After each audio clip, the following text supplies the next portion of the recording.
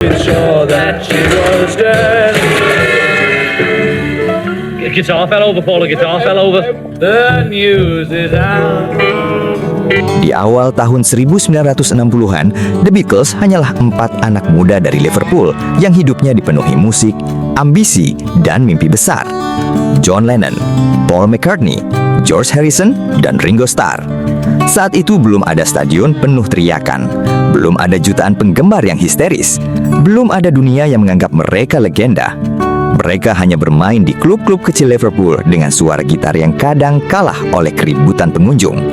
Pulang larut malam, naik van sempit bersama, dan terus memainkan musik yang sama berulang-ulang dan berharap suatu hari ada lebih banyak orang yang mau mendengar lagu mereka. Lalu, kesempatan itu datang di tahun 1962 saat EMI menawarkan kontrak rekaman untuk The Beatles. Peluang besar akhirnya terbuka. Nama mereka perlahan keluar dari Liverpool. Lagu-lagu mereka mulai didengar lebih banyak orang, dan dunia yang dulu terasa begitu jauh perlahan mulai terbuka di depan mereka. The people that... Mr. Starr, the viewers are watching you. The viewers are watching you now. Mother! Oh! Penggemar The Beatles terkenal begitu fanatis dan histeris, sampai teriakan mereka di konser sering lebih keras daripada suara musik The Beatles sendiri. Dunia mengenal kegilaan massal itu dengan sebutan Beatlemania. Orang-orang pingsan hanya karena melihat The Beatles turun dari mobil. Bandara berubah jadi lautan manusia. Polisi di banyak kota kewalahan mengendalikan massa. Dan di beberapa konser, The Beatles bahkan tidak bisa mendengar suara musik mereka sendiri karena teriakan penonton terlalu keras. Dalam waktu singkat, 4 anak muda dari Liverpool berubah jadi orang paling terkenal di dunia.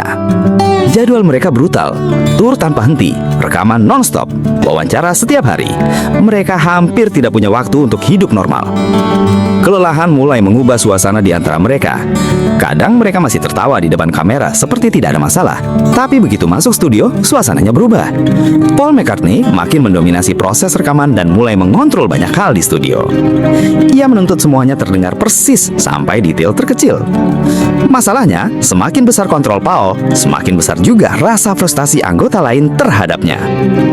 John Lennon mulai sering menolak ide-ide Paul karena merasa The Beatles kehilangan kebebasan dan mulai terdengar terlalu dikendalikan. George Harrison makin kesal karena lagu-lagunya terus kalah prioritas dibanding Lennon-McCartney.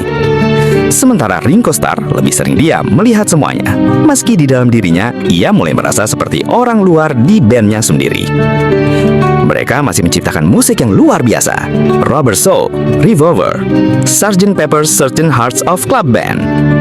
Album-album itu mengubah industri musik dunia. The Beatles mulai menentukan arah musik modern. Di studio, mereka bereksperimen seperti tidak ada band lain yang berani melakukannya saat itu. Suara, teknik rekaman, aransemen, semuanya terus didorong melewati batas normal musik pop di zamannya. Tapi semakin hebat musik yang mereka hasilkan, hubungan mereka justru makin rusak. John ingin musik yang lebih liar dan personal. Paul ingin semuanya tetap rapi dan sempurna. George mulai kehilangan minat pada konflik internal band dan lebih tertarik pada spiritualitas India. Ringo makin sering merasa tidak terhubung dengan yang lain. Dan tanpa disadari dunia saat itu, The Beatles perlahan berubah menjadi 4 orang musisi yang sudah lelah satu sama lain.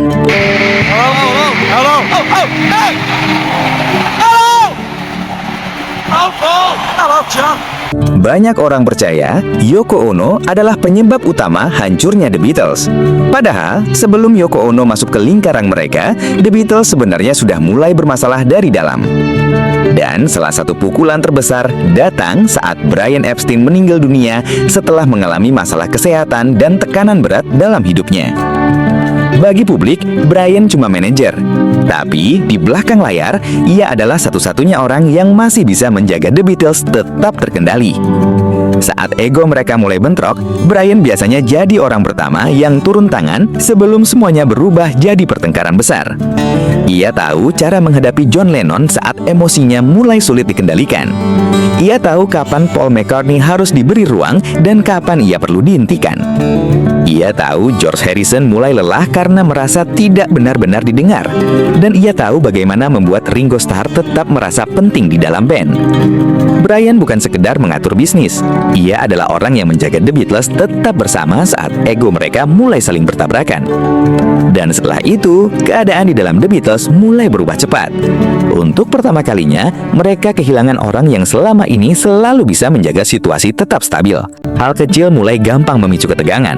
Perbedaan pendapat makin sering berubah jadi emosi. Dan studio rekaman mulai terasa tidak nyaman untuk mereka datangi. Paul McCartney mulai mengambil kontrol lebih besar karena merasa seseorang harus menjaga The Beatles tetap berjalan. Masalahnya, niat Paul untuk menjaga band tetap hidup justru membuat anggota lain makin kesal padanya. Ia mulai mengatur lebih banyak hal di studio, menuntut semuanya terdengar sempurna. Sementara itu, John Lennon mulai kehilangan kesabaran lebih cepat dari biasanya. Saat John tidak setuju dengan arah musik mereka, suasana studio sering langsung berubah tegang. Semakin lama, John dan Paul mulai lebih sering saling mengganggu dibanding saling melengkapi. Masalah mereka juga mulai meluas keluar musik. Mereka mendirikan Epoch Corp dengan ambisi besar untuk mengontrol bisnis dan masa depan mereka sendiri. Tapi tanpa Brian Epstein, semuanya mulai berjalan tanpa arah yang jelas. Mereka mencoba mengurus perusahaan besar di saat hubungan mereka sendiri mulai tidak stabil. Mereka menghabiskan uang dalam jumlah besar tanpa sistem yang benar-benar rapi. Sementara banyak orang di sekitar mereka mulai memanfaatkan nama besar The Beatles untuk keuntungan pribadi. Keputusan bisnis mulai kacau, pengeluaran makin tidak terkendali, dan konflik internal di dalam band makin besar. Mereka mulai sulit sepakat soal musik, sulit sepakat soal bisnis, dan mulai sulit percaya satu sama lain. Di titik ini, The Beatles mulai terlihat seperti 4 orang yang sudah lelah mempertahankan band mereka. Dan sejak saat itu, The Beatles sebenarnya sudah berakhir meski dunia belum menyadarinya.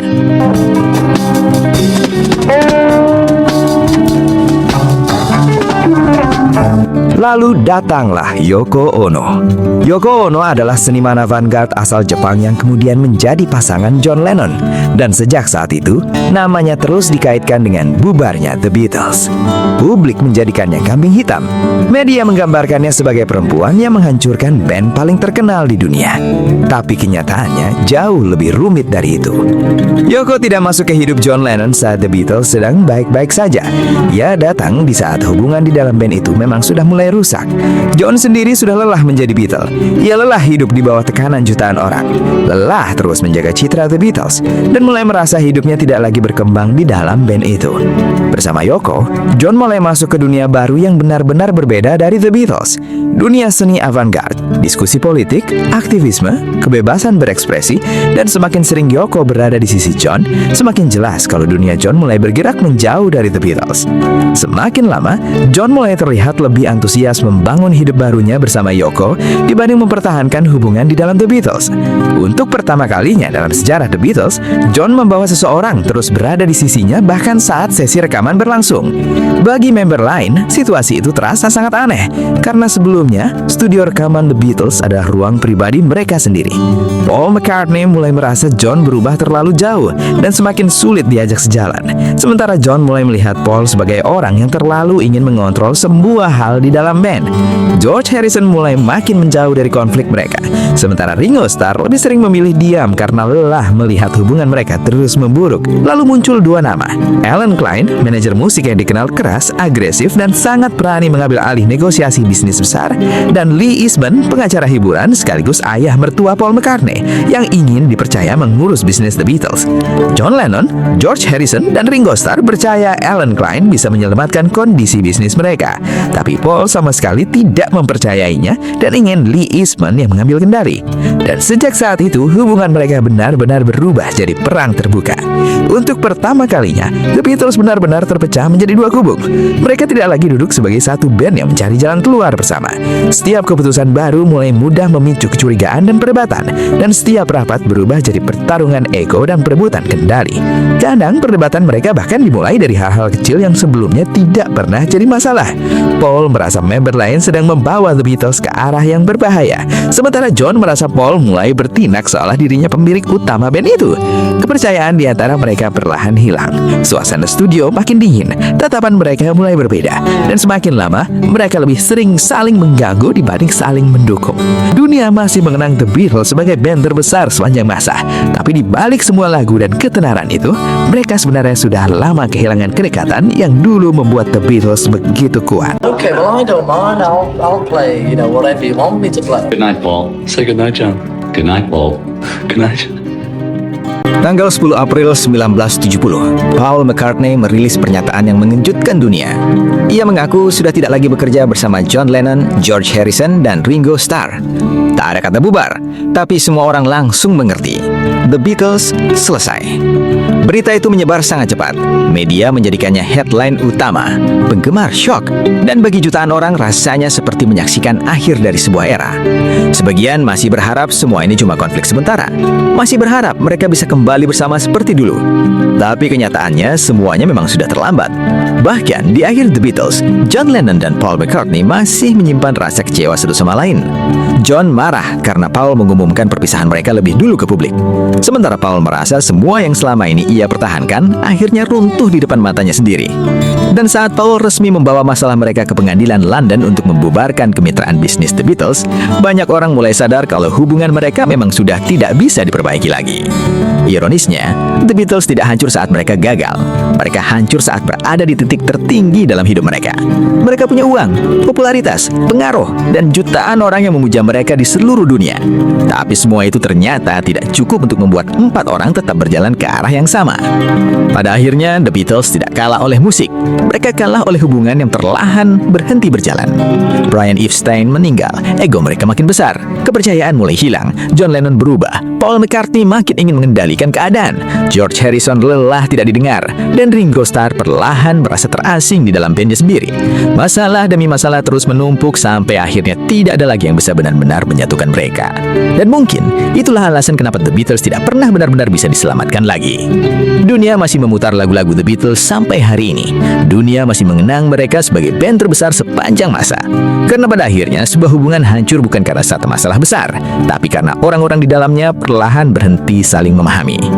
Jika kamu tidak mengikuti Postera, mungkin ini pertemuan kita terakhir. Jika sudah, selamat.